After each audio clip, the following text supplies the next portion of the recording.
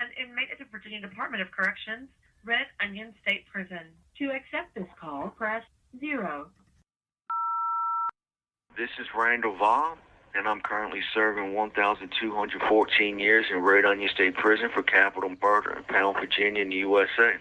And this is my podcast, Red Onion Randy, and I hope you enjoy listening to me today. Today, I'm going to talk about what happened to me over the weekend, what happened to somebody else over the weekend.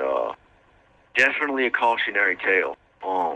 When a person is in prison, a lot of them will do any drugs they can get. A lot of them will drink whatever they can get because they need that form of escapism. They need to drown their sorrows. They need to escape their reality of what they're dealing with in here. You know, all of the pressure and the pain and, you know, everything that comes with being in not just prison period, but especially here in Red Onion, where everything is so effed up. Everything is so ass backwards up here that you need something. You have to have something. And so a lot of guys up here make wine. Originally, I was planning on actually giving out a recipe on how we make prison wine and doing a podcast around that whole theme. But after what happened Saturday, I'm not going to do that. But basically, it involves juice, it involves fruit and a little bit of sugar and so on and so forth. And that's all I'm going to give you, because I do not want y'all trying this at home. Got a dude in here that, you know, I'm cool with. I've known him for several years. We was on the other side of the yard and so on and so forth. And our lives are very, very similar. We both grew up in the country, in the mountains. We both grew up hunting and fishing and fighting and doing all that foolishness, criminal-wise and so on and so forth. We definitely have a lot in common. You know, while I don't consider him a friend, I do like the dude. He's a stand-up dude. You know, he's straightforward. He is who he is, you know, and he's unapologetic for it. And he doesn't hide who he is. In prison, in this environment where so many dudes are fake, where so many dudes are pretending, you got so many wannabe fake-ass gangbangers in here thinking and swearing up and down they're tough. It's nice to be around a real dude. It's nice to be around somebody you know who he is, you know their character, you know them, and you know what you're going to get every single day you deal with them. So for that reason alone, even though me and Little John were walking two different paths, we still hung out in the pod together. You know, when I was done with the phone or the kiosk, he was done with it. We would spend the rest of the rec. We would just walk around in circles in the pod, and we would talk to one another, man. We would reminisce. We would tell stories. We would joke, laugh. You know, we'd talk sports a little bit. I'm a Christian, so he wouldn't talk about all the girls he done been with and going into graphic detail like he might do with somebody else. I wouldn't preach the gospel to him because he's a Satru. He believes in Odin and Thor and stuff of that nature. So, you know, there was mutual respect there. We used to cook together. You know, we would go and buy certain things off commissary, and we would combine them, and he would sit there and cook them up. The dude's a good cook. He's a really good cook. He makes some incredible wraps. So, like, this is the guy I hang out with, you know, a lot. This is, I talk to him more than I talk to anybody else. So, Saturday, you got two guys in the pod. They get to blah, blah, blah, popping off at the mouth. We're going to do this on the rec yard, man. Don't duck the yard and blah, blah, blah. So me and John originally weren't going out. But we thought, hey, you know what, man? Something might actually jump off today. Something might jump off. So we decided to go outside for rec. And we go out there, and the dudes, all they do is freaking yell and cuss at one another and poke their chest out. And yeah, nothing happens, so we get pissed off a little bit. Man, we hang out. It's bright and sunny out there. It's a good day. So Lil John, when we come back in, he, I guess his batch is done because he makes some really good wine. I don't drink, but, you know, I have tasted his wine before. And, you know, and I literally mean just to taste what it tastes like. Because he found a way to make it with chocolate. And that's something I'd never even heard of. I'd never thought you could make wine with chocolate. But, yeah, it turns out you actually can. And, you know, and he gave me his recipe and everything just out of curiosity on my part. But, so he started drinking. And we come out for pod rec and everything, and it was good. He was getting lit. I'm not gonna lie. He makes some potent stuff. Like, you can smell the alcohol off of it. Like, it's really strong stuff. So he'd pretty much been drinking throughout that day. But somebody else in the pod had made a batch, and they gave him some also. So he had started drinking that on top of what he was already drinking. And when I tell you he makes some strong stuff, so Saturday is my Sabbath because I honor the Sabbath. So I was up just kind of walking in the floor around 8 o'clock that night, 7 o'clock that night. Yeah, it was 7 o'clock, excuse me. And I heard the houseman, Soldier, and the dude Monk down there talking to Little John at his cell, because I'm in cell 6. Little John is in cell 8. So he's only 2 cells away from him. And, I don't have my TV on or anything like that, so I can hear them. I can hear their conversation. They ain't exactly keeping it quiet. They talking and laughing, blah, blah, blah. And after a couple of minutes of talking, Soldier and Monk come down to get on the phone, because that's what you do. When you're a houseman and you're done cleaning, you get a little 30 minutes, to get a little extra phone time, key off time, grab you a shower, going back in the cell. So, like 3 minutes later, Soldier comes down and says, "Hey, yo, Lil John." Lil John doesn't answer. Lil John. And he calls him several times. Little John doesn't answer. So Soldier starts to walk away, and I see him because I'm standing there, just looking out the window, seeing what's going on. And Soldier stops, like, "Wait a minute, dude, I was just talking to you. Why ain't you answering?" So he goes down and he looks in the window of the cell. And Little John is on his knees with his upper body stretched out over top of the bottom bunk. Basically like you're praying on your knees, the way I pray. But, like, he wasn't responding, so Soldier banged on the window really hard. Like, "Hey, Lil John. Lil John ain't look. So I guess he takes a closer look, and he sees that Little John's face is swollen purple. Like, it is swollen. Like, so he runs out the pod into their office up front where the COs sit down, because there was no officers in the pod during that time. So he grabs the officer. I'm not going to mention the officer's name, though. The officer did a damn good job, in my opinion. And he drug him down there, like he had him by the arm, like, they come in medical emergency. So the CO gets down and he looks in and he bangs on the door a couple of times, and Little John doesn't respond. So he calls in a code red, B2 pod code red. And so Soldier and Monk, they got it locked down and everything. And you get this, a bunch of COs respond. They come running in and they come down and they try to bang on the door to get dude to respond. He doesn't respond. Now, they can't just pop the door and go in there, because they have a procedure that they have to use. Because back in the day, you would, if you would really get mad at a CO and you really wanted to put your hands on him, you would just lay out in the floor like you'd passed out. And the CO would open the door to come in and check your vitals, and you would pop up and you would just start, whooping on dude's ass. Or get your ass whooped, depending on whether the CO can fight or not.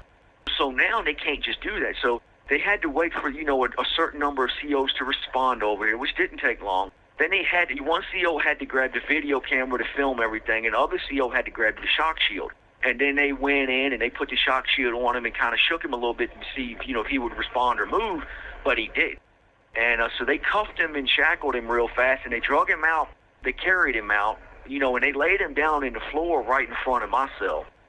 Look, Little John is, he's actually a little bit shorter than me, a little bit smaller than me. I'm 5'9", 170 pounds. So he's like 5'8", maybe 160 something. He used to be actually a pretty stocky dude, but after 90 days in the hole, he lost 30 pounds back there. And he just hasn't had a chance to get it back yet. But his face was so swollen. It was so badly swollen that it looked like his head belonged on the Big Show.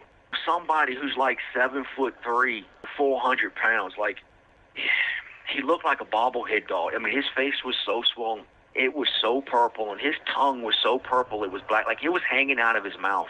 It looked like he tried to swallow a black snake whole. It just, it messed with me. Like, he was dead. I'm not exaggerating.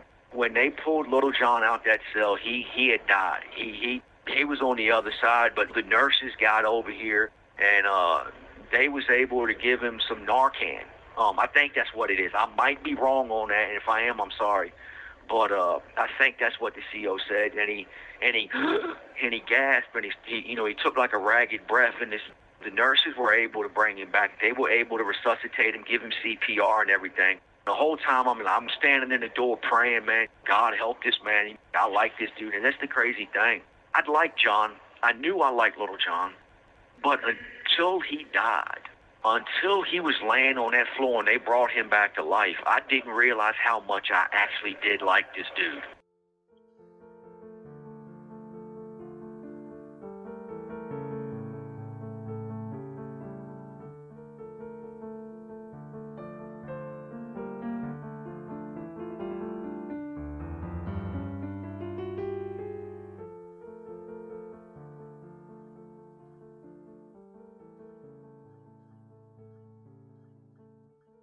Now, I've been around death before.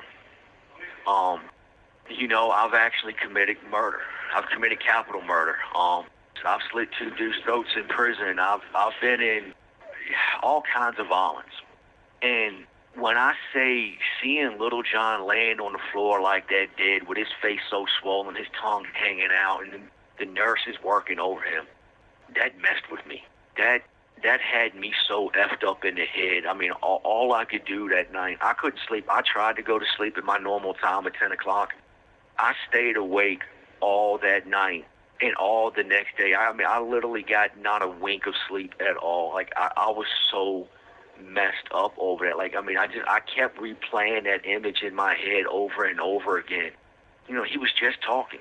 He was just talking, and that fast the man was dead. And then, like I said, thank God the nurses were able to bring him back to life. Nurse Jenkins, and I don't know who the other nurse is. I don't think I've ever even seen her before, to be honest with you. I think she's a new nurse. But they did a damn good job bringing that man back to life. And I didn't know what it was. I didn't know if he had somehow got some strips. I didn't know if he'd somehow got hold of some K2 spice and smoked it and OD'd. I didn't know if, like, originally, after thinking about it, I mean, look, my first reaction was that dude had OD'd over something and the reason why is just a couple of weeks ago, they had a dude in A5 that OD'd on some K2 spice. And that's, if you'll remember, I talked about it in a previous episode where we was locked down and they brought the dogs in and was, sniffing us and shaking us down and all that stuff. And so that was my original thought. And then I got to thinking about it more and more as time went on, like, wait a minute, man, why would Little John be on his knees in front of the bed draped over it almost like he was praying? Little John doesn't pray. He doesn't even, like, I mean, he's a Satru, he's Odinism and all that stuff, but, like, even with that, like, he doesn't go to services, he doesn't pray, he doesn't do that stuff. And then I got to thinking, like, wait a minute, man, maybe he had choked on something. Maybe he was eating something and it got lodged in his throat. He was trying to throw himself over the edge of the bottom bunk to kind of Heimlich maneuver himself. And, I thought that was possible and everything. Like I said, I mean, I knew the dude had been drinking. I just didn't know that it was alcohol poisoning. And I found that out last night when CO came in and said that, yeah, there was alcohol poisoning because after he took his breath, his first breath over here, and he didn't have oxygen to his brain for at least a good 8 to 10 minutes. So they rushed him over to medical, and CO came back that night and told me, hey, he'd responded and everything because he knew that me and Lil John was cool with one another. So he kept giving me updates, and he came back a little later and like, hey, look, man, they took him to the hospital just, as precautionary to check him out and so on and so forth. But Lil John, he's still in the hospital this morning. It's Tuesday morning. So he's been in there since Saturday night. So Sunday, Monday, Tuesday, 3 days basically. It looks like he's going to be okay. I don't know if there's been any brain damage or whatnot. Like I said, he hasn't come back from the hospital yet. But I'm damn sure going to keep up with it and find out what's going on. But like, man, when I say it messed with me, I mean it messed with me. Like, I mean, I wasn't in here crying or shedding tears or anything like that, but I was emotional over it. Like, it just to see the dude, like, it just that fast. I mean, I'm used to violence. Like, I'm used to it. Like, if I saw somebody in here right now get stabbed, get beat down, or, like, honestly, it really wouldn't bother me that much. I hate to say that. I mean, I know it's an effed up thing to say. but I'm so used to that. I'm so used to getting into fights and this and that. But to see somebody, because like so many people in prison drink. I mean, so many people in prison get drunk on a regular basis, to the point where when the COs go in the cell and shake down and find it, they just take it. They don't even write a charge for that no more. Although with the fact that they had to take Little John to the hospital and everything, yeah, I have a feeling that's about to change. I think dudes are going to start getting charges for that now. But, yeah, I mean, I had a really messed up weekend. I mean, it went from, like Thursday and Friday and early Saturday to being really, really good to Saturday night, Sunday, and Monday to just being a wreck for me. Because, I mean, I was no good. I mean, I didn't get much done. I had to throw myself into some library books and just read just to distract me from it. It hurt me to see that dude laying there in the ground like that. That really freaking hurt. And like I said, I mean, I knew I'd like the dude. I just didn't know I'd like him that much. Yeah, it's a messed up situation, people. So, You have 1 minute remaining.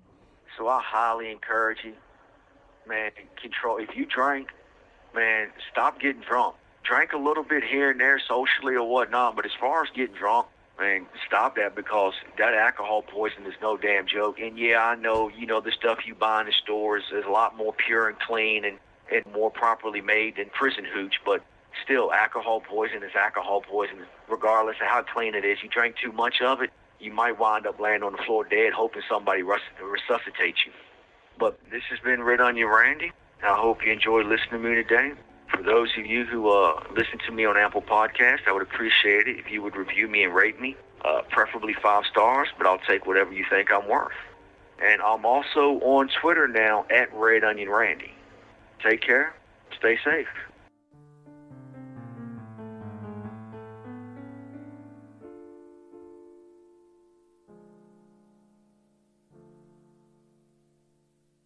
Thank you for using GTL.